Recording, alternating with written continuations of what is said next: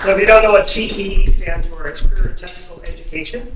And I'm going to be a little more not as nice as your mayor about borrowing. In education, we call it the case method: copy and steal everything. So that's what I spent my career now. I've been working with educators for 40 years, and I don't think I've ever had an original idea. I've used the case method in life. So anyway, flew in from Denver last night. Glad to be in the. You might think it's cold here, but it's warm. We had 2 feet of snow at my house the other day, and we're getting ready for another storm next week. So it's good to be in the sunshine and warm. My presentation, I do have a QR code here if you want to snap it and then download it, or I'll leave some business cards up by the desk. You can email me if you want it as well. So let me jump right in. So Harbor Freight Schools, we are a program of the Smith Foundation. Eric Smith is the founder and owner of Harbor Freight Tools. Many of you may know that company. He started in 1978 with 1 store in, I believe, Kentucky, and now he has 1,500 stores across the country. His foundation has been around for many years, supporting hospitals and art museums and veterans and homeless shelters. But about 7-8 years ago, he started this arm of the foundation, which I'll talk more about in a minute. Their mission is to support courageous people, building, repairing, making communities safe. The values of, we really focus in skilled trades. So when we say skilled trades, automotive, electrical, construction, welding, those plumbing, those skilled trades with the hands. And we like to say, thinking with your hands, because there's just a lot of creativity and problem solving that goes on with these folks in this industry. So this is what we want to support and build up the country. Back in the 70s, every high school had these programs.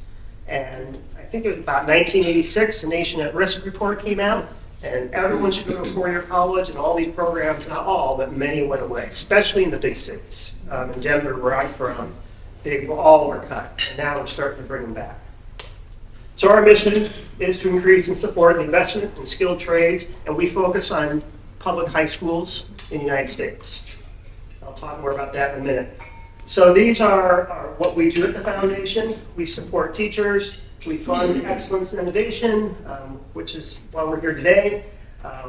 Catalyze our allies, develop leaders, and we work in research and communications. So high schools, why are we doing high schools? We get this question a lot. People are, why are you helping the technical colleges? That's where the kids are going into the field. Well, we got to get them earlier. And I would argue we need to get them in the middle school and even the elementary school. I was fortunate enough to be on the very first advisory group with Eric Smith about 7-8 years ago. Sat in a room with about 15 people all day. Long story short was, let's focus on high school teachers, high school students, and build a pipeline from there. So all our work is centered around high schools. If we ever do expand, I would think it'd be down to middle school. The technical colleges get a lot of support. Not many people are supporting high schools out there. So this is why our focus is with high schools. Our flagship program is we do $1.5 million teacher prize every year. To date, we just launched our 8th year of the prize last week on March 12th, and we've awarded over $7 million to teachers. We have 130 teachers, winners around the country, affecting tens of thousands of students. You can see these are where all our winners are since 2017. Look at your state. Let's go, South Carolina. You're not alone. There's 10 states there are 10 states that we do not have winners from. I think we had a finalist in South Carolina a few years ago, but we've yet to have a winner. So we'd love to get a winner down here. And I'm going to talk a few minutes about the prize. I do have some handouts for the prize. I know today at lunch we'll have more educators. I'll hand it out, but I do have a handout if you're interested in spreading this to a high school teacher. So this is where they're all located. It's super fun. We just opened last week. They go through a few rounds, and then in October we'll announce. I usually get to go to one of the $100,000 winners, so we'll present 25 winners. 5 teachers will receive $100,000, $70,000 for their school, and $30,000 for themselves. 20 teachers will receive $50,000, $35,000 for their school, and $15,000 for themselves. So I get to show up one of those big Ed McMahon checks and surprise them. It's a great time. After they win, we say the prize is just the beginning, because we want to keep these teachers in our network. Like I said, we have over 130 now, so we offer them opportunities moving forward. Every summer, we do a big event. It's not mandatory. It's up to them. We'll have 70 teachers coming to Los Angeles this summer, and we focus on collaboration, relationship building, problem solving, best practices. And a lot of these teachers, you might be the only automotive teacher in your school. You probably are in your school if you haven't. And you may be the only automotive teacher in your district or your county. Same with welding, same with construction. So we bring these guys together and they get to meet and network with each other. It's an awesome event. So every summer we bring them out. They do a lot of workshops, they do school visits, they do some hands-on activities. Up in the right corner last summer, they built these silver suitcases. We built about 20 of them. We actually sent them over to Ukraine and power outages. So it's building with their hands and their minds. So after the summer, we continue to support these winning teachers. So in the last couple of years, we have given these Better Together grants and these pilot projects over $200,000 continued funding to try something in their communities, to advance skilled trades, to try something innovative, or something to make the community better, more than just their school. So we keep supporting them as they move in the network. This was one of the pilot projects we did with 5th graders. So like I said, we got to get them young. So this teacher in Washington had his high school kids design this little tiny house. The pieces, they took it out to a 5th grade school, spent the day assembling it. They left it up for 2 weeks. They did a few projects with it. They disassembled it, took it to another 5th grade. Wow. Another project we did, this is down Adam in New Orleans.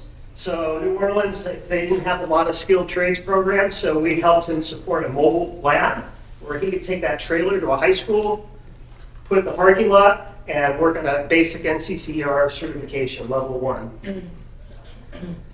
Teacher in Guernsey, Wyoming, very tiny town in the southeast part of Wyoming. They are taking a little town, population of 1. This is the oldest YMCA west of the Mississippi, and they're renovating this YMCA. He brings kids in from all over the country to do this skilled trades summer camp. This was a pretty exciting project that launched a couple years ago. We have a teacher in Alabama, Chickasaw, Brian here. He builds prosthetic legs, and he takes them down to Central America, and he fits amputees. And we networked about 8 teachers from around the country to build different parts of the legs. And they just got back from, I think, Honduras a few weeks ago and fitted 100 amputees. He goes down there 2 or 3 times a year.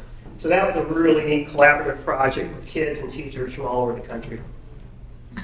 We also do research. This study is a few years old, but we did some research about skilled trades. Very bipartisan across the aisle. Super huge support for skilled trades, but now it's time to take action. You can see that everyone has a positive attitude, but there's still, let's admit it, there's still stigma about skilled trades. A lot of people think they're dirty jobs, don't need the education, which is the furthest from the truth. There's a lot of intelligence, there's great career opportunities, and let's face it, you can go through an apprenticeship and not be in debt and go into a very well-paying job. We also fund a leadership lab with a group called Bendable Labs. We have one of the big picture fellows coordinators, Beth White, and where's Beth, Charlie? Vermont? Vermont, yeah. Vermont. So Beth is in the leadership lab this year, and these are industry, some educators, nonprofits, all with a common mission to advance skilled trades and bring their collective effort together. I don't know if you want to say anything about Beth, Charlie, or? So Beth has been in the big picture for a long time, and she also, the Harbor Freight program really ignited her into bringing young women into aviation. And so she works out of the Franklin County Airport and has started a whole program called Habitat for Aviation. That is about young women becoming the next generation of aviation mechanics, including the green technology of electric airplanes. So she's just a dynamo. Yeah. So Los Angeles is where the foundation is, well, the company is headquartered in Los Angeles and the foundation as well. I'm one of the oddballs. My co-workers in Washington State, I'm in Denver, but everyone else is in LA. A few summers ago, we launched some summer academies, and I think we started with 6 programs in summers for students to work on various projects in the skilled trades. They get paid. The high school kids get paid for their work, and they get certification. It's been wildly successful. I was telling somebody at dinner last night, the best model I saw was one of our schools in La Mirada, Los Angeles. He brings in his juniors and seniors a week early, trains them to train the 8th graders. So it's these juniors and seniors teaching the 8th graders some basic skills and skilled trades. It's a great model. And Chriselle told me last week that we want some of these down here in South Carolina. I know she can't talk right now, but it's these summer programs are just a really exciting opportunity, especially for the schools that don't have it in their school day, to let kids get exposed and dip their feet in the water. So we modeled this after Louisiana did a jumpstart model, and Louisiana had the same thing here. The kids got some credit, they got certifications, and they got paid for their work. So we had an assistant superintendent in Louisiana, is actually from Los Angeles. He retired, and he helped launch these camps. And like I said, there's 2 that have been launched in South Carolina. We don't do a lot of grant making in general. Most of our funds go to the high school teachers, but there are a few organizations that we have made grants to. Big Picture, obviously, which you're going to hear about more today and tomorrow. The main reason you're here, they were our very first grantee. Real World Scholars, it's a group that does entrepreneurships with students. Skills USA, if you don't know Skills USA, it's like FBLA, DECA. It's the student organization for kids in the trades. So we scholarship, last year I think we scholarship 80 students down to Atlanta. They have a big national competition in Atlanta at the end of June every year.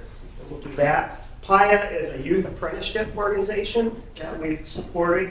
And this one in the bottom corner is a small organization in Sonoma, Northern California. But really, most of our funding goes to the high school programs and teachers that apply and win the prize. So with Big Picture, we started this partnership early. I think Elliot was one of the first people I met when I came on. I was still working. I retired in 2017 and just dabbled with the foundation a little bit. And we've awarded, I think we're just re-out to Big Picture though, through 10 years now. So we'll be funding Big Picture Learning and this initiative a total of 10 years. But they created the Harbor Freight Fellows Initiative, which you'll hear more about today. And it's an apprenticing program with focus on student interest, practice, and guiding relationships with a mentor. I think that's the key thing, the secret sauce that makes this program so unique. I mean, a lot of people have internships and work-based learning, what we call, but Big Picture Learning really focuses on the relationship. Because let's face it, a lot of the kids, when they get out in the trades, it can be a harsh world out there, and they're not used to it. So these mentors really help the kids develop, problem solve, and help them be successful in the field. So down in South Carolina, over the past few years, Charlie gave me the dollar figures. It's about $400,000 that have gone into supporting 150 high school students, fellows down here. So you got a lot of good stuff going on down here. And there's a new pilot with 13 fellows at the Donaldson Career Center that launched last year. So we definitely got some teachers down here. Go back that slide. We need a winner in South Carolina. Talk it up.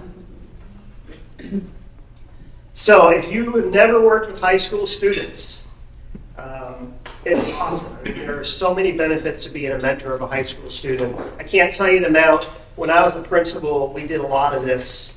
And when I'd go to the industry, the company, and talk to the people that mentor kids, it rejuvenated their careers. There were people that were in the company for 20, 30 years, kind of at that point, like, well, I'm going to be retiring here in a few years. Jazzed them up, working with a 16, 17-year-old student, just really got them excited and, like I said, gave them new life, new breath. So obviously it's building the pipeline, right? It's inspiring, like I just said, for both the student and the adult. The durable skills, that's a phrase, soft skills, career skills, 21st century skills, whatever you want to call it, right? The communication, the problem solving, the showing up, being a good employee. The mentors really can pass that along to our students. And also they can help combat the stigma. Because there's a lot of parents out there that value skilled trades on our research, but they're like, but that's not for my kids. My kid's going this warrior. So this is a great start at combating the stigma. So at your tables, in the center of your tables, you have a handout here, ways, and you may have to share, ways, industry, and partner. And there's various levels. There's level 1's your general support level, level 2, all the way up through level 6. I just want you to take about 5 minutes and have a conversation at your table. If you haven't mentored, or if your organization, your company hasn't done this, talk about how you could get involved in this. If you are doing it, where do you fall on this grid? So just take a few minutes at your table and have a discussion about what you're doing and what you're not doing now, what you think you could do. So go ahead, take a few minutes.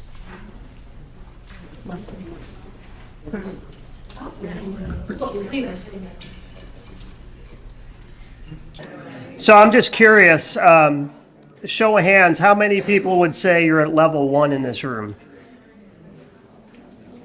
Hopefully I'd see a lot of hands at level 1. Level 1's the easiest because that's just supporting skilled trades at school sites. So how about that? Level 1, who would identify at level 1? Okay. Anybody at level 2, the active support level? Maybe donating.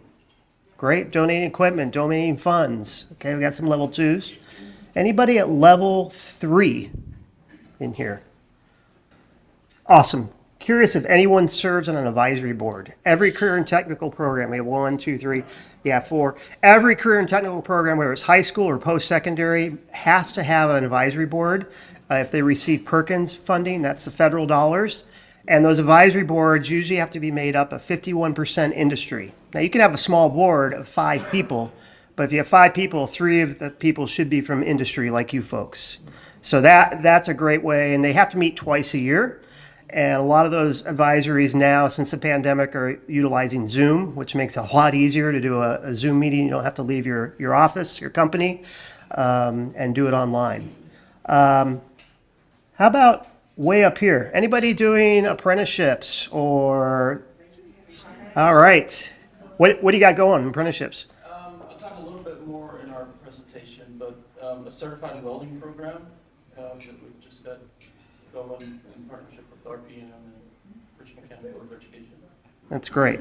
That's great. And we hear a lot, I was just talking to these guys at this table about, oh, they have to be 18. Well, there's a lot of companies getting around that 18-year-old barrier. There's some waivers in the child labor laws, or if you can tie it to an education program, you can get around those.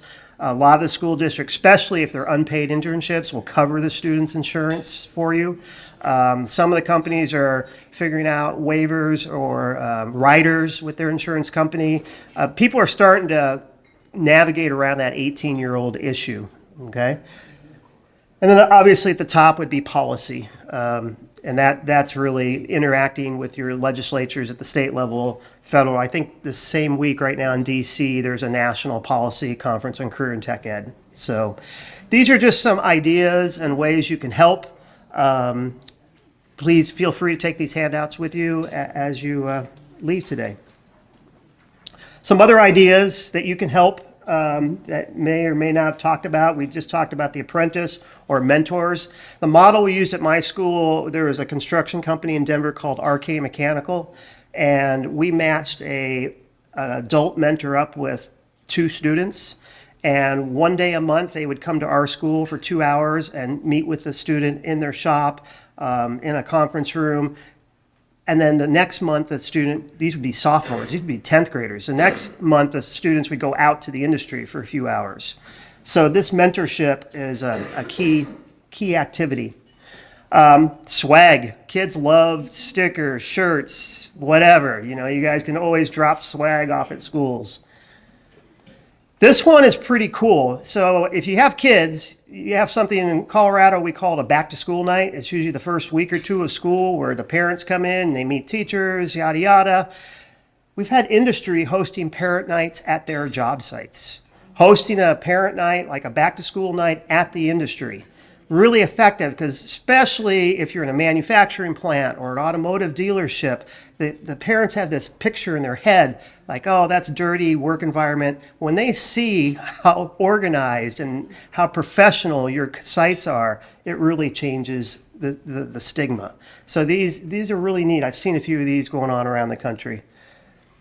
So here's my info. Like I said, I put some cards over there in the tables with the folders. There's a few little items at your tables. If we didn't have enough for everybody, so grab them. If there's some empty tables, these pens are hits. If you unscrew the top of these pens, they're little screwdrivers and Phillips.